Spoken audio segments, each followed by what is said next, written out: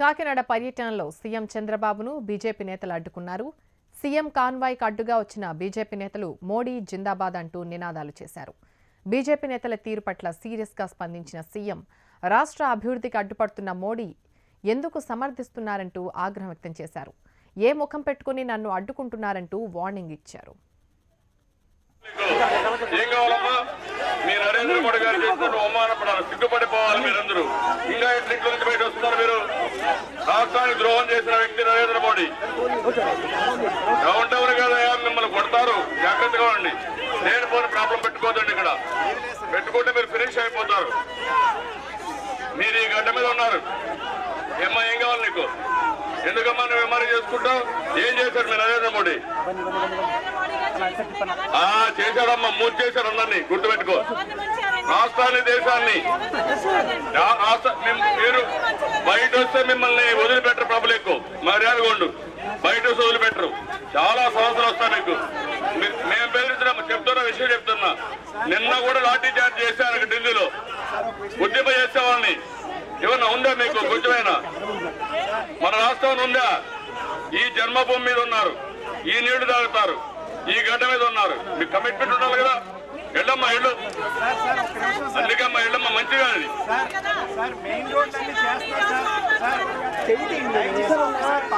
అన్ని చేస్తాం, అన్ని చేస్తాం. ఒక స్మార్ట్ విలేజ్ గా నేను చెప్పాను.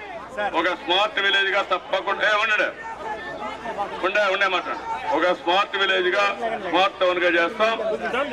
ఒకప్పుడు 2014 కంటే ముందు కాకినాడ ఏంటి ఈరోజు ఎట్లా బాగాలేదా? అడిగింది చెప్పు.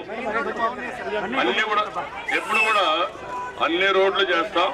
మెయిన్ రోడ్లు స్టార్ట్ అయినాయి. ఇంటీరియర్ కూడా వెళ్తున్నాం. మొత్తం చేస్తాం. ఏం డౌట్ అక్కడ. అరే వారికి అయిపోయేది.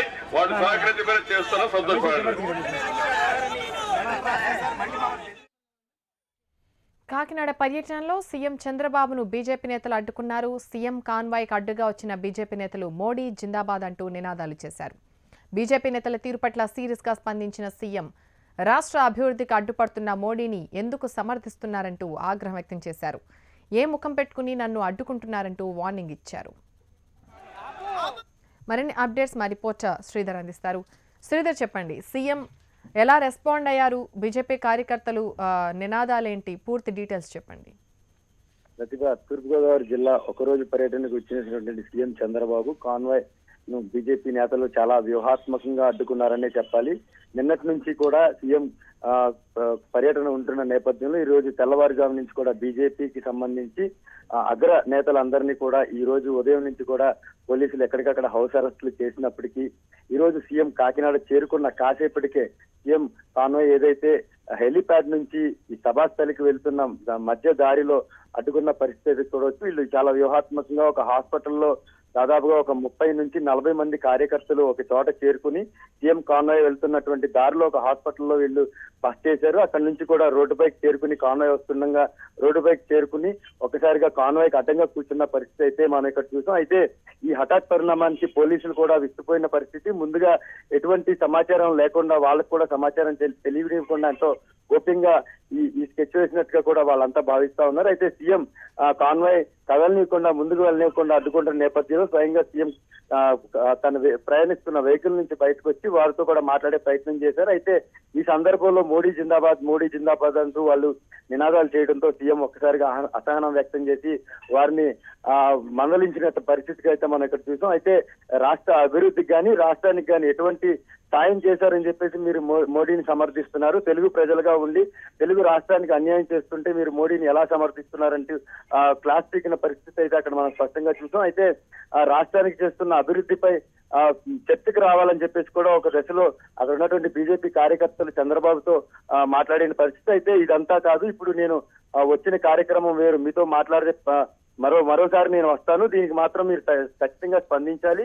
కాకినాడకు కానీ తూర్పుగోదావరి జిల్లాకు కానీ అదేవిధంగా రాష్ట్రానికి కానీ ఏ విధంగా మోడీ సాయం చేశారో మీరు స్పష్టంగా చెప్పాల్సిన అవసరం మాత్రం తెలుగు ప్రజలకి ఉందని చెప్పేసి కూడా చంద్రబాబు అక్కడి నుంచి ముందుకు సాగిన పరిస్థితి అయితే ఇక్కడ చూసాం. ప్రతిభ అయితే పరిస్థితి మొత్తం సద్దుమణిగినట్లేనా శ్రీధర్?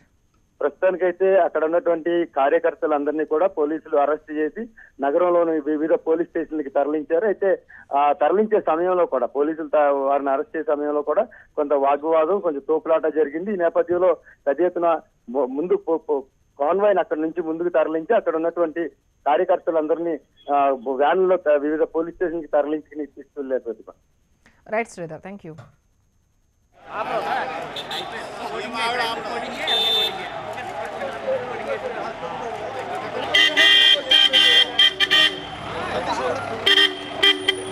మీ నరేంద్ర మోడీ గారు చేసిన అన్యాయానికి మీరు ఇక్కడ సమర్థిస్తారా? మీకేమన్నా కొంచెమైనా సిగ్గుందా? మీకు కమిట్మెంట్ ఉందా? రాష్ట్రం అంటే ఏమమ్మా, ఏం కావాలి నీకు? ఏం కావాలమ్మా? మీ నరేంద్ర మోడీ గారు చేసినట్టు అవమానపడాలి, సిగ్గుపడిపోవాలి మీరందరూ. ఇంకా ఇంట్లో నుంచి బయట వస్తున్నారు మీరు. రాష్ట్రానికి ద్రోహం చేసిన వ్యక్తి నరేంద్ర మోడీ. డౌన్ టౌన్ కదా మిమ్మల్ని కొడతారు, జాగ్రత్తగా ఉండండి. నేను పోని ప్రాబ్లం పెట్టుకోదండి. ఇక్కడ పెట్టుకుంటే మీరు ఫినిష్ అయిపోతారు. మీరు ఈ గడ్డ మీద ఉన్నారు. ఏమ్మా, ఏం కావాలి నీకు? ఎందుకమ్మా నువ్వు ఎంఆర్ఐ చేసుకుంటావు? ఏం చేశారు మీరు నరేంద్ర మోడీ? చేశాడమ్మా, మూడు చేశారు అందరినీ. గుర్తుపెట్టుకో, రాష్ట్రాన్ని, దేశాన్ని. మీరు బయట వస్తే మిమ్మల్ని వదిలిపెట్టరు పబ్లిక్. మర్యాదగా ఉండు. బయట వస్తే వదిలిపెట్టరు. చాలా సమస్యలు వస్తాయి మీకు. మేము బెదిరించినాము, చెప్తున్నా, విషయం చెప్తున్నా. నిన్న కూడా లాఠీ చార్జ్ చేశారు ఢిల్లీలో. ఉద్యమ చేసే వాళ్ళని. ఏమన్నా ఉందా మీకు కొంచెమైనా? మన రాష్ట్రం ఉందా? ఈ జన్మభూమి మీద ఉన్నారు, ఈ నీళ్లు తాగుతారు, ఈ గడ్డ మీద ఉన్నారు. మీకు కమిట్మెంట్ ఉండాలి కదా. వెళ్ళమ్మా, ఇళ్ళు. అందుకమ్మా వెళ్ళమ్మా, మంచిగా.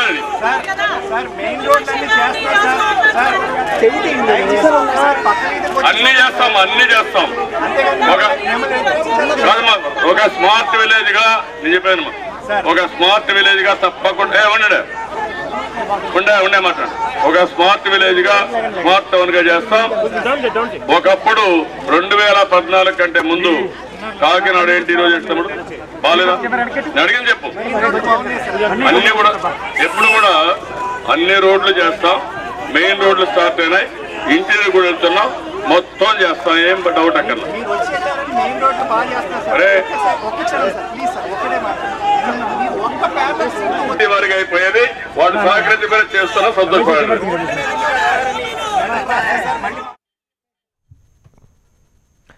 జగన్ పై హత్యాయత్నం కేసును ఏపీ హైకోర్టు ఎన్ఐఏ